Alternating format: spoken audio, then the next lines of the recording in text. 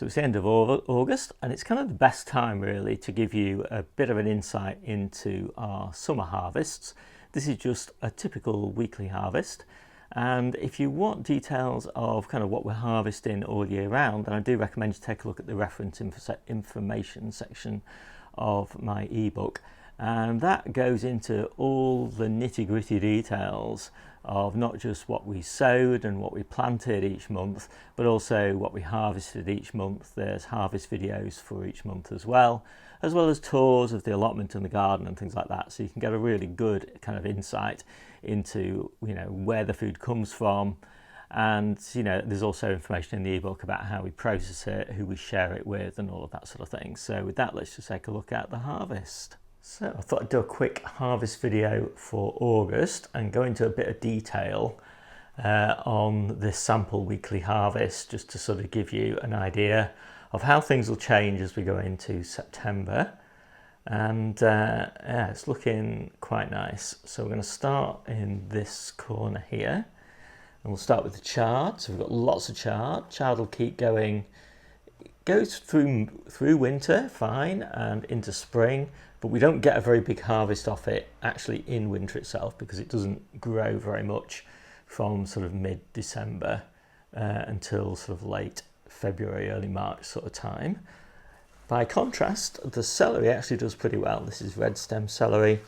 So we just started picking this just a little bit just for specific recipes. Yeah, and so we'll have that in the polytunnel, not the red stem variety actually, but green stem in the polytunnel. We'll just keep harvesting that, cut and come again all through winter.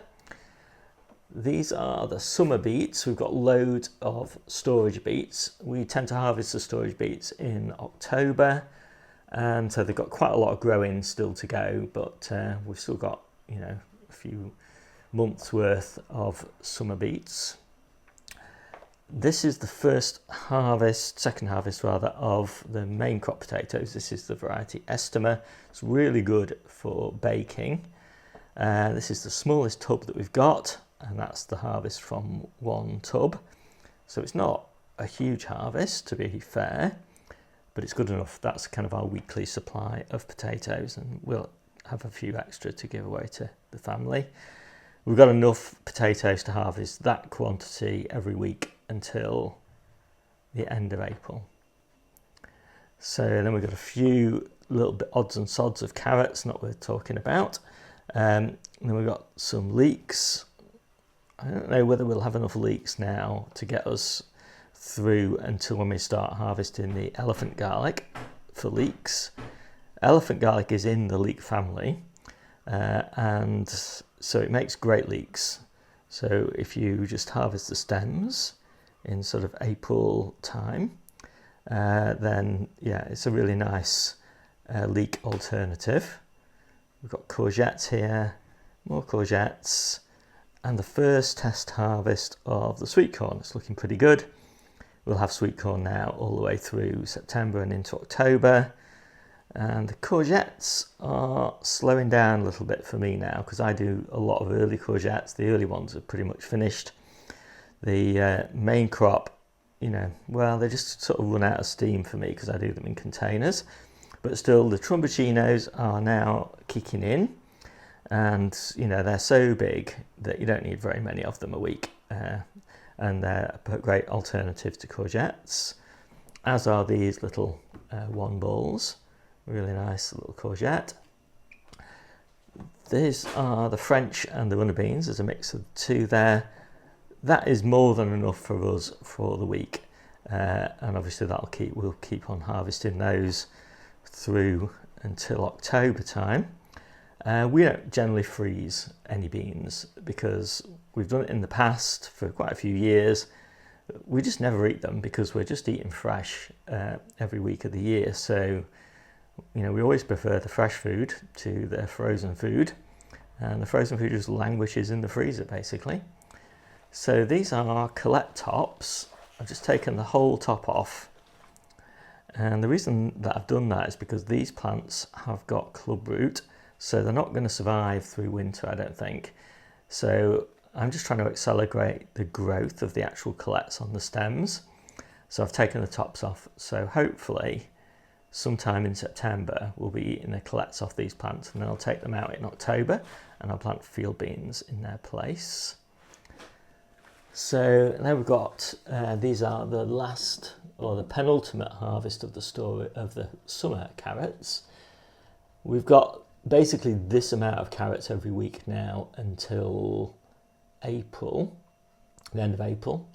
And at the end of April, we'll have new season carrots. In fact, I'll be sowing those at the end of October and early November. And then this is the second harvest so far of the early parsnips. And again, we'll have parsnips all the way through winter. So I just want to talk a little bit about the preserves. We have a database of all of our preserves with all the batches of preserves and all the recipes.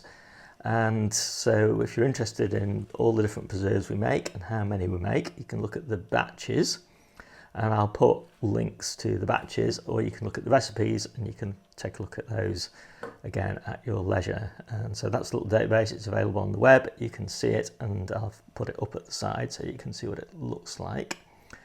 So yeah, feel free to have a look at that if you want. We've been doing pickling and canning and dehydrating and all of those sorts of things. A bit of calabrese here, and I've been working hard processing all of the shallots. Here's a nice example of a shallot, and the onions and the garlics, and yeah, so they're all in the shed at the moment drying under a fan. I've done a separate video about that you can watch this week. And then we've got a lot of kind of used now stuff. So these are the used now onions, they won't keep. These are the kind of used now garlics, again, they won't keep. So yeah, we're trying to get through those as quickly as possible. Been harvesting a lot of windfall apples and make stew in those. But we've actually started harvesting them off the tree now. So these are some of the early varieties. And obviously we'll be harvesting apples now all the way through until November time. Different varieties for different months. And first pick of the conference pears. They're slightly underripe, but I'll let them ripen off the plant. I think pears next to apples ripen quite nicely off the tree. And then we've got peppers. So we've got lunchbox peppers here, main crop peppers here, main crop peppers here, all sorts of different varieties. We love our peppers, and we use them in the passata mix, and we're pickling them and we're freezing them. And there's actually some more lunchbox peppers here. We'll be harvesting sort of this sort of quantity of peppers now. Well, we started harvesting actually back in May, harvested all through June and July. We'll keep on going into October. So peppers are great. And then we've got the tomatoes. So all of these tomatoes and these and these and these, they're all going into various preserves.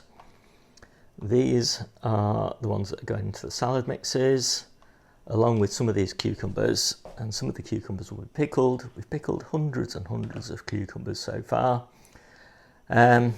But we've eaten a lot more fresh. We've picked about 1,000 cucumbers so far this year. And at that point, it's worth explaining that we feed all of our local family. So we get through a lot of cucumbers. There's a lot of people to feed. Little salad carrots, Mizuna, golden purslane in there, and salad onions. I'm particularly pleased with the salad onions this year. So these are Summerland, and they've done really nicely. And then we also I particularly really like these. I don't eat the stem. I just eat this little end bit here. It's so sweet and crunchy. And so we've got hundreds and hundreds of these and hundreds of these. And of course I'm busy sowing all of my salad onions to eat all through autumn, winter and spring. So we've got about 1,500, 2,000 of those sown, growing well. And then these are all the salad bases. So I've got to add loads of these ingredients into these salads to make up full salad mixes. But that, I think, is pretty much the whole table. We harvest a full table like this every week of the year, pretty much. Well, every week of the year when we're here and not on holiday. And yeah, that's kind of the amount that I like to harvest. Not too much more than that, because we don't have enough people to feed for more than that. But the mix changes radically, obviously, through the year because we eat seasonally. So at the moment, there's so much colour. There's less colour, unfortunately, in the middle of winter, but we do our best. And there's 40-ish different things to eat on this table. We like at least 30 all the way through the year. So I thought you might like just to see the salad mixes as they kind of finish up.